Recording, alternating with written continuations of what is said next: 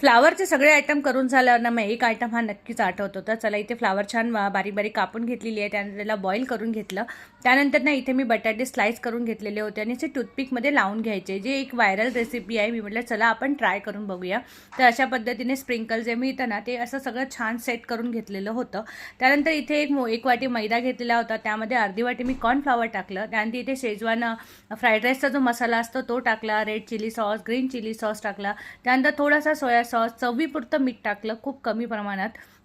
आणि त्यानंतर हे सगळं मिश्रण पाणी टाकून छान मिक्स करून घेतलं. अद्रक लसणाची पेस्टसुद्धा टाकलेली होती आणि एक व्यवस्थित असं गुठळा न राहता प्लेन आपल्याला छान बॅटर बनवून घ्यायचं आहे. तर असं छान बॅटर तयार झालं आणि आपले डिपसुद्धा तयार आहेत. तर आता मी इथे सगळ्यात आधी बटाटे टाकलेले होते, पण याच्यामध्ये काय प्रॉब्लेम झाला माहिती नाही. बटाटे पूर्ण सॉफ्ट झाले, जे कडकपणा यायला पाहिजे तो काही आला नाही.